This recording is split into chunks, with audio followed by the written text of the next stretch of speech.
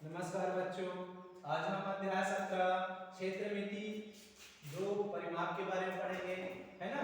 परिमाप के अंदर क्षेत्रमिति परिमाप में मतलब क्या क्या होता है। क्षेत्रमिति यानी क्षेत्रफल, जिसके अंदर का भाग, जैसे ये आकृति है ना।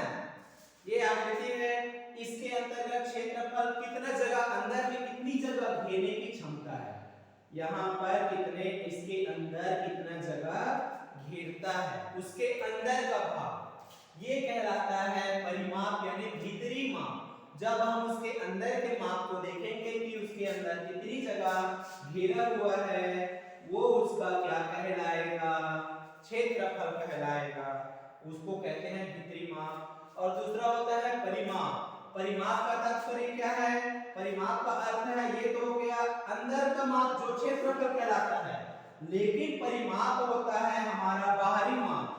जैसे ये आकृति है ना, तो इसके बाहरी भाग का जो लंबाई है वो कुल कितना है, बाहरी माप यानी बाहर की भाग की लंबाई, उसको हम मापेंगे।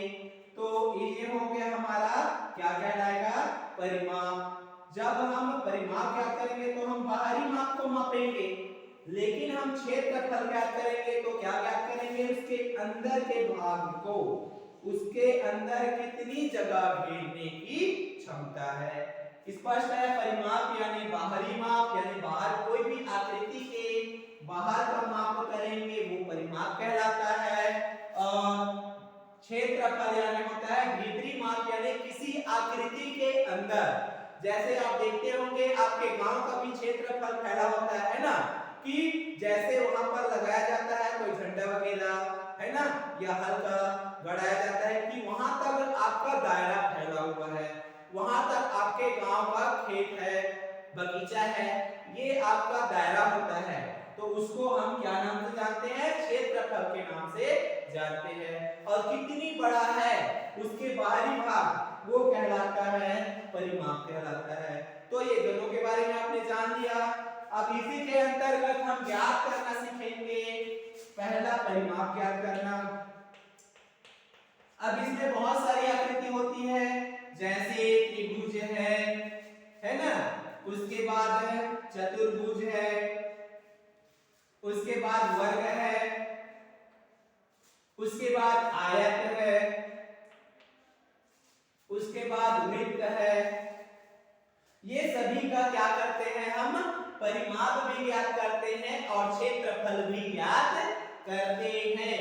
कोई भी आकृति बनाओ, ये सारी चीजें हमारे आसपास की वस्तुओं पर आधारित होता है। भले हम इसको, हमको नया दिख रहा होगा, लेकिन हम इसको इस तरह की आकृति कहीं ना कहीं देखते हैं। हर ऐसा लगता है कि अधिकतर हर जगह आपको इस तरीके से आकृति देखने को मिलेगा जो आपके वस्तु से संपर्क में है ना।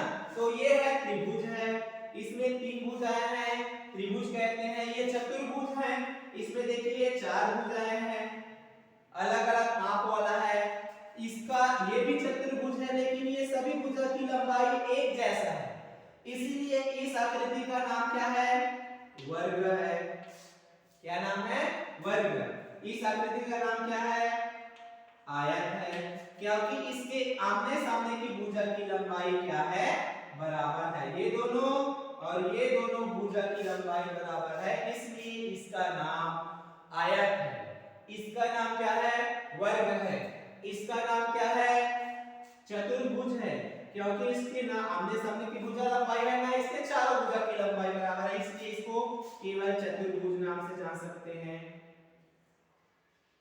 क्या भुज, चतुर्भुज के नाम से जान सकते हैं। इसका, इसमें तीन भुजा है, इसलिए इसको त्रिभुज बोल सकते हैं। अब इसकी सभी का क्या निकालना है, परिमाप निकालना है। तो परिमाप का सूत्र क्या है, तो इसकी लंबाई दिया होगा, त्रिभुज का परिमाप,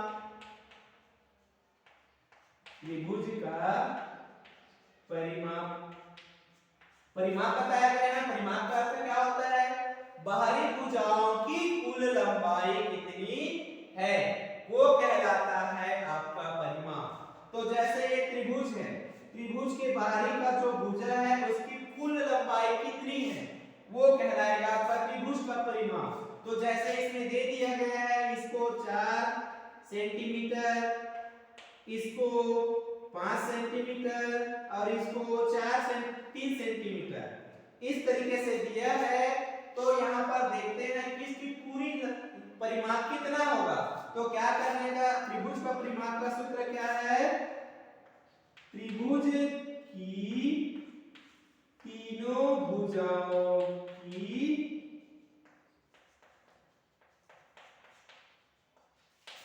लंबाई का योग, यही क्या कहलाता है आपका त्रिभुज का परिमाप। यानी जितने भी भुजा होगा सभी भुजाओं की लंबाई को क्या कर देना है, आपको जोड़ देना है। आसानी से आप क्या निकाल सकते हो, त्रिभुज का परिमाप निकाल सकते हो, है ना।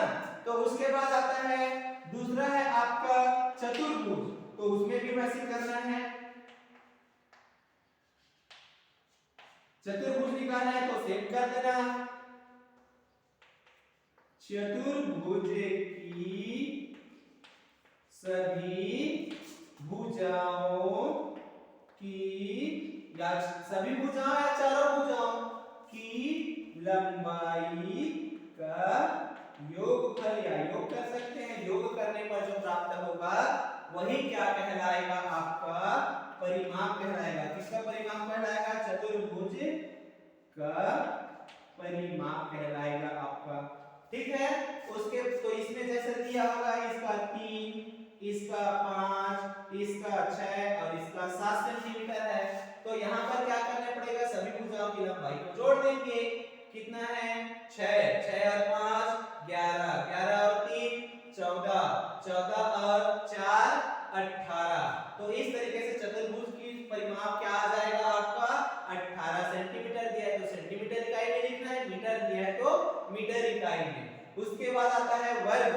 वर्ग इसमें चारों भुजा की लंबाई एक समान है, यानी कि तात्पर्य है इसमें कोई एक भुजा दिया होगा तो समझ जाइएगा कि क्योंकि सभी भुजा की लंबाई तो बराबर है, तो एक भुजा दे दिया गया, समझ जाना इसका भी 5 है तो इसका भी 5, इसका भी 5 और इसका भी 5 सेंटीमीटर है, ठीक है।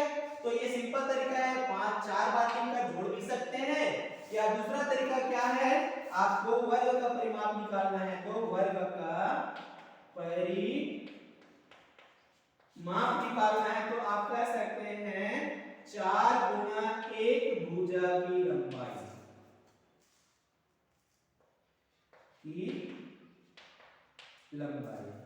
ये 4 गुना 1 भुजा की लंबाई ऐसा क्यों लिखा गया है, क्योंकि यहाँ पर एक भुजा, सभी भुजा बराबर है ना, और एक भुजा दिया है, और कुल कितने भुजा होते हैं, 4 भुजा होते हैं, इसलिए 4 का गुना 1 भुजा की लंबाई करेंगे तो आपका इसका उत्तर निकल जाएगा। जैसे दे दिया गया है, ये वर्गाकार आया, वर्गाकार डिब्बा है, इसका परिमाप लंबाई 5 सेंटीमीटर दिया है ना। तो आपको बताना है कि इसका परिमाप कितना होगा। तो परिमाप ज्ञात करने के लिए 4 से क्या करेंगे, एक भुजा की लंबाई यानी कि यहाँ पर क्या कर देंगे 4 गुना 5 कर देंगे, तो आपका जो है वर्ग का परिमाप का उत्तर निकल जाएगा। तो कितना हो जाएगा, 4 पंचे 20 सेंटीमीटर हो जाएगा। किस तरीके से निकाला जाता है क्या परिमाप, या तो दूसरा तरीका है इसका वर्ग निकालने का, सभी भुजा की लंबाई को 1 का 5 है तो सभी में 5 5 लिखकर 4 बार लिखकर सभी भुजाओं की लंबाई को जोड़ दीजिए, परिमाप ज्ञात हो जाएगा। इसके बाद आते हैं हम वर्ग के बाद आते हैं आयत का परिमाप। अब देखिए आयत का परिमाप कैसे करते हैं, आयत का परिमाप इसके भी निकालने का 2 तरीका है। पहला तरीका क्या है, देखिए ये आयत के आमने सामने क्या होता है, बराबर होता है। जैसे इसमें 2 भाग दिया होगा, लंबाई और चौड़ाई दिया होगा, जैसे लंबाई है आपका 4 और चौड़ाई है 2, इस तरीके से दिया होगा। अगर कोई भी आकृति जो है आयताकार है, आयत है, तो उसमें लंबाई, ये लंबाई है, ज्यादा भाग है वो लंबाई है और कम भाग है वो चौड़ाई है ना। तो इसका सूत्र हो जाएगा क्या, 2 गुना लंबाई धन चौड़ाई हो जाएगा। इस तरीके से सूत्र लगा देंगे तो भी सवाल बन सकता है। या दूसरा तरीका क्या है, दूसरा तरीका आप लिख सकते हो सभी भुजाओं की लंबाई का योगफल। पता है ना परिमाप का सीधा नियम क्या है, सभी भुजाओं की लंबाई का योगफल। तो यहाँ पर ये भी कर सकते हो, सभी भुजाओं की लंबाई का योग। ये कोई भी तरीका अपना सकते हो। इसमें 4 भुजा है तो इसमें 4 है तो यहाँ भी 4 है, क्योंकि आमने सामने बराबर है। यहाँ पर 2 है तो यहाँ पर भी 2 आ गया। तो देख लीजिए जोड़कर 4 2 6, 6 4 10, 10 और 2 कितना हो गया, 12 हो गया। तो स्पष्ट है आयत का परिमाप कितना आ गया, 12 सेंटीमीटर हो गया। कितना सेंटीमीटर हो गया, 12 सेंटीमीटर हो गया है ना। तो इस तरीके से क्या निकाल सकते हैं आप, किसका परिमाप निकाल सकते हो, आयत का परिमाप का। तो और ये पहला फार्मूला है। और दूसरा फार्मूला क्या है, ये सूत्र का प्रयोग करके, सूत्र क्या होगा, लंबाई चौड़ाई दिया है तो आयत की लंबाई 4 सेंटीमीटर, चौड़ाई 2 सेंटीमीटर, तो ये सूत्र से बनाना। यहाँ पर 2 क्यों करें, क्योंकि दो भुजा आमने सामने का बराबर होता है, इसलिए हम क्या करेंगे, 2 से गुणा करेंगे। तो 2 गुणा लंबाई कितना है, यहाँ पर देख लीजिए कोष्टक का मतलब गुणा ही होता है ना। लंबाई कितना है 4 धन चौड़ाई कितना है 2। अब देख लीजिए 4 और 2 को जोड़ लीजिए तो 6 हो गया, गुणा 2 कर दीजिए, 6 दूनी 12। देख लीजिए 12 सेंटीमीटर आ गया ना आपका उत्तर। तो इस तरीके से या तो डायरेक्ट सभी भुजाओं की लंबाई को जोड़ सकते हैं या दूसरा सूत्र का प्रयोग कर सकते हैं। जिस तरीके से आपने वर्ग में किया उसी तरीके से आयत का परिमाप का भी कर सकते हैं। आई बात समझ में।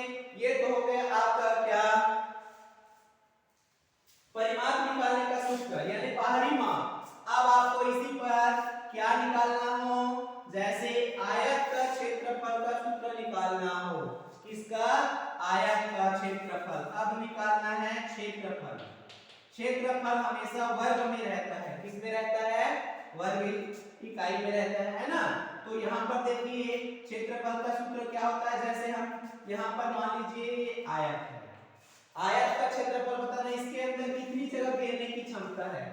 तो इसका क्षेत्रफल का सूत्र क्या निकालेंगे हम, लंबाई दिया है जैसे 4, चौड़ाई दिया है 2 है ना। तो यहाँ पर क्या करेंगे, लंबाई गुणा चौड़ाई लिख लेंगे। क्या लिखेंगे, जब हमको आयत का क्षेत्रफल निकालना है। किसका क्षेत्रफल, आयत का क्षेत्रफल। तो हो जाएगा लंबाई गुणा चौड़ाई हो जाएगा। लंबाई कितना दिया हुआ है 4, तो यहाँ पर लंबाई के स्थान पर 4 लिख दीजिए, गुणा चौड़ाई कितना दिया है 2, तो 2 लिख दीजिए। अब यहाँ पर 4 दूनी 8 और जो भी इकाई में रहेगा वो क्या लिखा जाएगा, वर्ग सेंटीमीटर। इस तरीके से क्या करते हैं, हम सवाल को हल करते हैं। ये हो गया आयत वाला। अब आपको मान लीजिए वर्ग का क्षेत्रफल निकालना है, वर्ग का क्षेत्रफल है ना। तो इसका सूत्र क्या हो जाएगा, ये आयत का क्षेत्रफल का सूत्र है, इसको याद करना है, लंबाई गुणा चौड़ाई। वर्ग का क्षेत्रफल का सूत्र क्या है, भुजा का वर्ग। किसका वर्ग, भुजा का वर्ग। अब वर्ग भुजा का वर्ग यानी जैसे इसमें ये सभी भुजा बराबर है ना, ये 4 है मतलब समझ जाइए सभी 4 है, ये भी 4 ये भी 4 ये भी 4। तो एक भाग पता है तो स्पष्ट है भुजा का वर्ग यानी 4 का वर्ग कर देंगे। इस पता चल जाएगा इसके अंदर कितनी जगह घेरने की क्षमता है, इसके अंदर का घेराव कितना है ना। तो 4 का वर्ग कर देंगे तो 4 को 2 बार गुणा के रूप में लिखेंगे तो कितना हो जाएगा 4 चौक 16 वर्ग सेंटीमीटर लिख लेंगे। इस या मीटर में भी है तो मीटर लिख लेंगे। इस तरीके से क्या किया जाता है, सवाल को हल किया जाता है। जो भी सवाल आपको दिया जाएगा इस नियम के अनुसार बनाएंगे तो आपको परफेक्ट आंसर मिल जाएगा। केवल सूत्र को याद रखेंगे। आज के लिए नहीं, धन्यवाद।